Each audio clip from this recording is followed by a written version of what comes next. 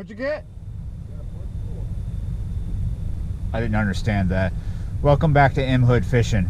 I am in Delacroix, Louisiana, out here on the island. I'm going to be targeting catfish. It is now 3:10 in the morning. Been up all day, fishing, cooking, doing a catch and cook. So I'm going to try and do another one here, I think. Let's get to it. Tonight I have two kinds of bait. I have live and I have cup bait. I've got mullet in the basket, and I've got a bunch of different kinds of panfish right here, from bluegill to red spotted. I caught these in Reggio. Here we go. So I put this red spotted on a Ot 5 circle hook, and I'm using a 50-pound leader. It's mono. I'm using 4 ounces of lead because it's tidal here. There's current, and we're going to use 80-pound main line on down to a 3-way swivel. Dudes, I'm so tired. This is actually the Ot 5. The other one's an Ot 4. So we're gonna get us a big old piece of mullet for this. There you go. Using a nice big chunk tonight.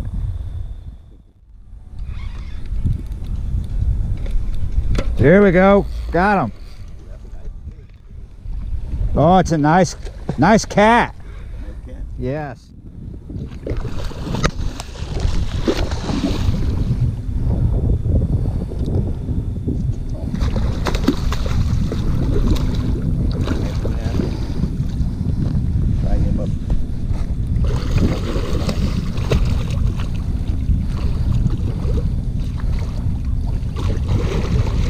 There you go. Pick it straight up. Don't. Yeah, I know. There you go. You all right? Your face went bright red, man. That thing's heavy. That was a lot of work for you. That thing's heavy. He's gotta be. Oh yeah, we can keep this. He's 22 pounds. That's just a couple pounds over what I normally. I'll keep a 20-pound cat. I thought it feel like it weighed more than that. Nope, he's just over 22 pounds. Huh. Just over 22 pounds. So a lot of you over the years have asked me to do a catch, clean, and cook with a bigger cat. Now here you go. This is what you wanted, and this is what you're getting. Let's get it to the house and do all that great stuff. All right, here we are back at the house. It is after 2 a.m. in the morning. Obviously, I have slept because I caught this fish I'm about to cut up at somewhere around 4 in the morning. Now, my life is just confusing sometimes to outsiders. I pushed my body and mind to the limits. I fished for about 24 hours with just coffee, no other substances. I'm not that kind of person. I just have a lot of drive. So yeah, I had to sleep. I have that cat in my Maluna. He's still ice cold. This is how I start every cutting session. I make sure my knife is sharp, regardless if I did sharpen it after, because I usually sharpen my knife after each fish. All right, here's the cat. This is probably the biggest cat that I generally will put on the table here. So here's the head plate. You see this right here? There's a bone that protrudes back. It gets skinnier as you come, and it stops about right here to this fin. So you can see the fillet goes about like that. Now, I don't tend to gut big fish like this. I only will gut a fish that I'm going to cook whole. So, and that goes for scaling as well. So what we're going to do here is we're going to find where the head plate ends, which is about right here. You can see it. You see this line right here. We're going to cut right there on the right side of the plate. I'm hitting the bone, I mean. There we go. I'm going to bring the knife along this bone and trace it. And now I got to come around the fin part. It kind of curves around right here. I'll trace it back. It don't matter if I'm kind of sloppy because this is a big fish. I can take off whatever I leave once I get this fillet off, and that'll be nuggets. So now we're going to come to the left side and do the same thing. All right, now I'm going to trace the spine. Basically cut down, one cut down the center of the cat, all the way back to the tail. Now I want to just cut down right here through the skin to the spine. Now I want to find where this fillet ends right here, which is about here behind the head plate and the gill plate. We're going to cut like that. Now we're going to complete this cut all the way down to the ribs.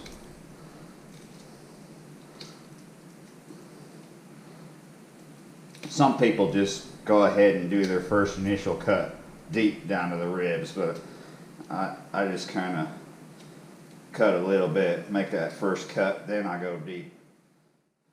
And if you know where the butthole is, which is going to generally be about in here somewhere, you take this knife and you go an angle to it and let it ride along the spine, because at this point I should be missing the ribs. Alright, now I'm going to try to slip this knife through the skin right behind the butthole and complete this back cut. Now I want to try to cut it off the ribs a little bit.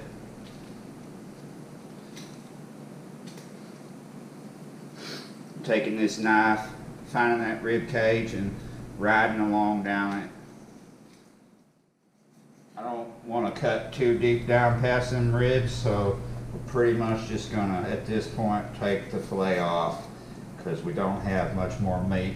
You go too far down, you get into the bad meat. That's close to the belly.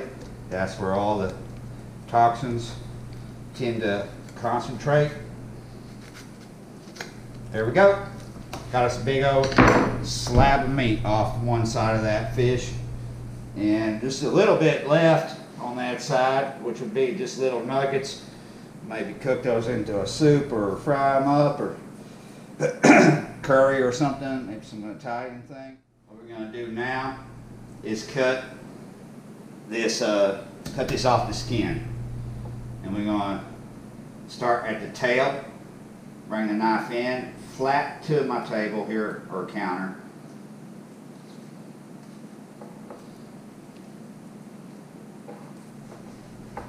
See how I'm pressing it down with my hand? And here we go. I got a big piece of meat off the skin. All right, it's time to cut this big fillet up and portion it because we're not going to cook this whole thing. We're going to cut down where the lateral line would have been in the middle of that red line. Now we're going to cut a little bit of that off, a little bit of that red line. All right, I've got my fillet cleaned up and cut into two. Now I'm going to cut it into fours. Now I'm going to cut these two smaller ones up into chunks like that. Now what I'm going to do is I'm going to take these over to my sink and rinse them and put them in a freezer bag and put them in the freezer.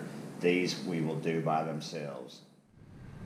All right, now I have all the fish in a bowl of water, and I'm going to put this in the fridge and let it soak because I'm hopefully about to go fishing, and when I come back I'll pull it out of the water, rinse it again, and portion it up and freeze it, and then we will cook it. The reason why I like to soak it in water for a bit is it'll pull any toxins out. Well, not all of them, but it'll pull a lot of bad stuff out. It'll pull any muddy flavor out. It'll just make for a better meal and hopefully healthier. So here, real, boom, we're going to be cooking. Let's heat up some oil, just a little bit. I've taken a portion of the fish and cubed it up. All right, let's get this fish in the pan. Here we go. I'm gonna add some spice. This is my own special blend. Triple X garlic powder is what I call this. It's basically crab boil and garlic powder. Kind of turns it into garlic salt, but it's kicked up a notch. Now we're gonna add some lemon juice. 1 cap.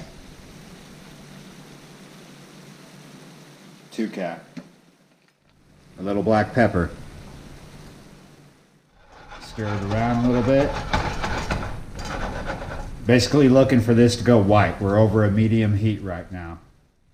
Now that the fish is all white, for the most part, I'm going to add about half a can of corn. Stir that around a little bit. Cover it with this metal plate. 10 minutes later. Whoa!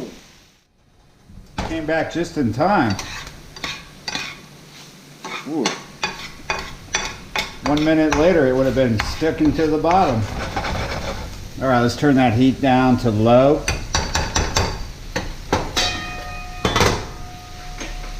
Got some Spanish rice here that I made earlier. I'm gonna add that. Stir that all around. All right, now that I got that excess heat kind of kicked out of there by stirring it, I'm just gonna cover it again. Give that rice a chance to warm back up, and then we'll come back out here and dish it up. Here we go, all dished up, ready to eat.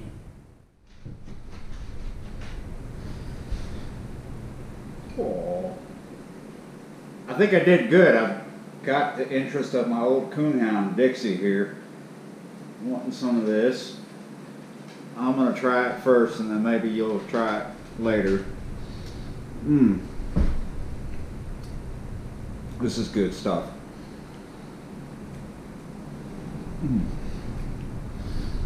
Wow. So if you liked the video, be sure to like, and if you haven't already, go ahead and subscribe. If you want to support the channel, there is a link down below the description for that. Man. Wow.